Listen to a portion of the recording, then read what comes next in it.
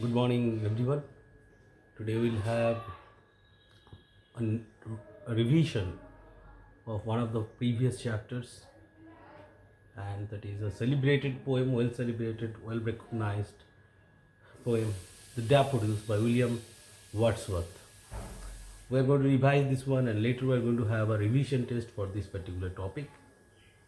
Now, we'll start a new phase, and with each 2 or 3 videos, we'll try to revise the topics that we have studied before so that we'll not have any kind of problem later. So here you go. This is the first revision of the previous class, that is The Daffodils by William Wordsworth. I wandered lonely as a cloud. The Daffodils by William Shakespeare. A masterpiece that had been created long back and has been cherishing and will cherish the humanity for the ages to come. It's really a thing of exquisite beauty, and obviously will be loved and valued by all. William Wordsworth was a romantic poet. So the theme of his poetry is romanticism. Romanticism stands for something that is beyond colloquial ideas, or something which is little different than others. He was a major English romantic poet, and it's a lyrical romantic poem. Further, he has written many more beautiful poems like Lucy's poem, The Stolen Boat, We Are Seven, To the Butterfly, and many more. His notable works are lyrical ballads, The Excursion, The Prelude, and I Wandered Lonely as a Cloud. The title was not fixed by Wordsworth himself. So sometimes it appears as I Wander Lonely as Cloud, or sometimes it appears as The Daffodils. So if I keep the title Daffodil, then there will be hardly any significance of the title. But if we keep the title as I Wandered Lonely as a Cloud, then the title will nothing be but the explanation of the first line of the first stanza. Stanza 1. I wandered lonely as a cloud, at floats on high over the vales and hills, when all at once I saw a crowd, a host of golden daffodils, beside the lake, beneath the trees, uttering and dancing in the breeze, fluttering and dancing in the breeze. So in the first stanza, it is said, the poet was wandering as slowly as a cloud. Actually, the death of his dear brother made him isolated and fully dejected. He lost all the emotion related to the materialistic world. He did not want to live anymore. The death of his brother broke him into pieces. All his feelings and emotions got fragmented into several pieces. So once, when he was traveling by a lake, he happened to see a host of golden daffodils, and that changed his mindset. It was such beauty, that scene of daffodils, that view of daffodil was of such beauty that changed his mindset, made him extremely happy, and he forgot all the other events that occurred in his life. He got succumbed to the beauty. He submerged himself into the beauty of the daffodils and carried on writing this poem. So this poem is his personal feeling, experience that he encountered when he encountered the daffodils.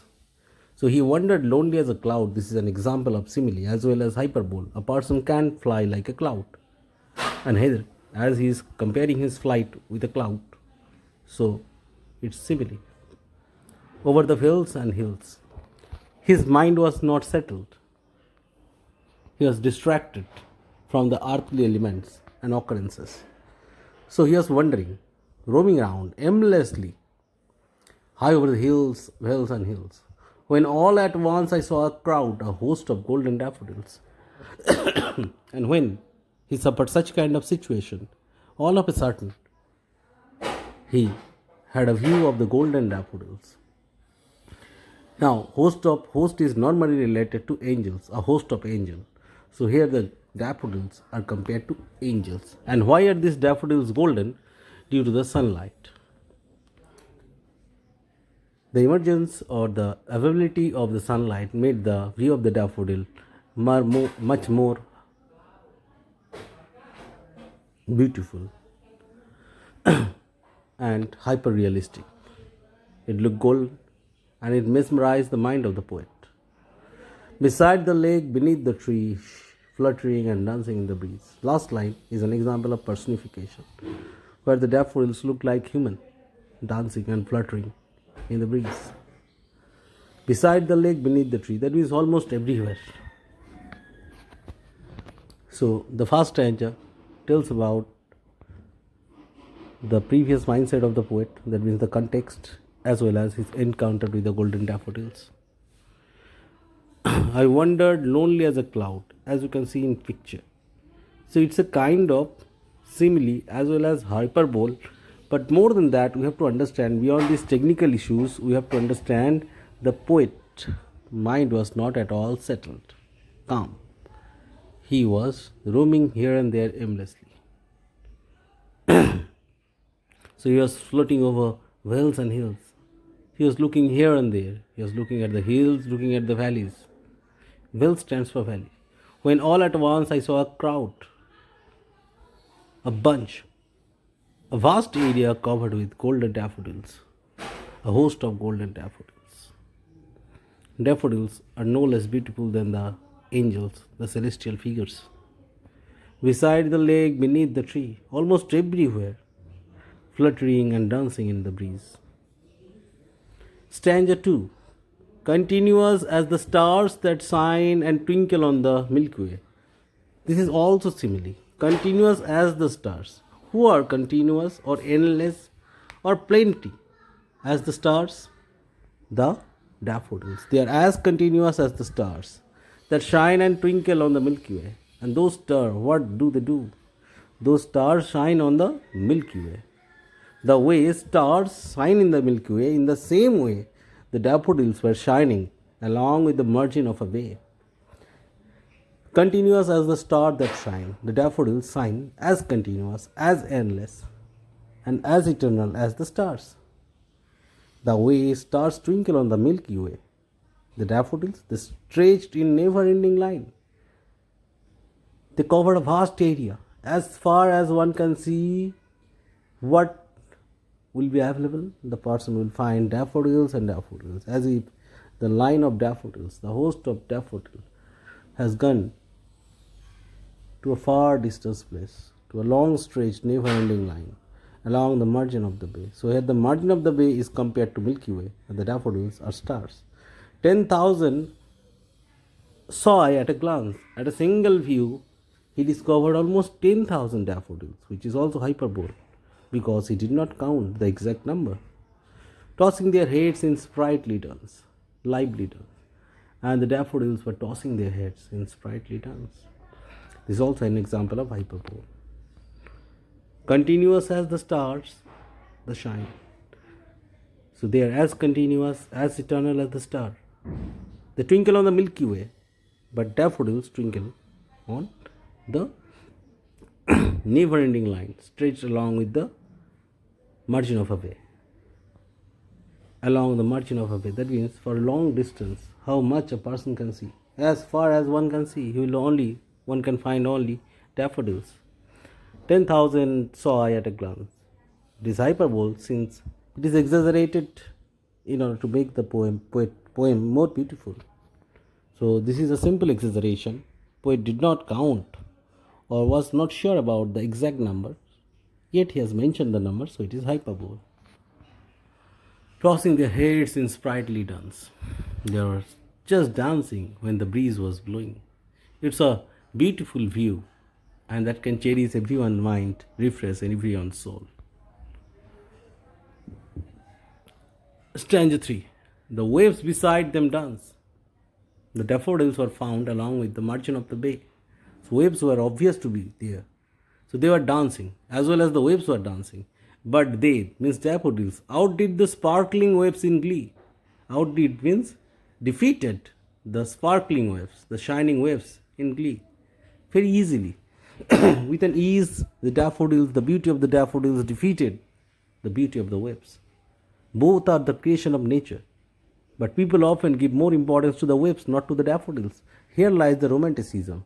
Poetry is giving more importance to daffodils than the waves. The daffodils were so shiny. The waves were sparkling because there was sunshine. But the beauty of the daffodils defeated the beauty of the waves. A poet could not but be gay. A poet must be happy in such a jocund company. Jocund stands for happy. In such a beautiful and happy company, a poet should be happy. I gazed and gazed, but little thought. For a long time the poet looked at the daffodils, but hardly he could think anything. What wealth the soul to me had brought, so means the view of the daffodils. So poet's encounter with the daffodils had brought him a great wealth, and that wealth is not materialistic wealth, cannot be measured with the earthly calculation. So such kind of wealth the poet received from the view of daffodils. Such kind of beautiful view that will refresh us, that will refresh poet's mind for the ages to come. So the wealth that he received was not materialistic but spiritual wealth. And he looked at the daffodils, he got mesmerized and hypnotized. And what could he see? The daffodils. And the little thought that came in his mind that made him understand that he received a great wealth that cannot be measured with earthly calculation. So for this today, up to this, in the next two videos, we'll complete the entire part of this fairy poetry. Thank you everyone.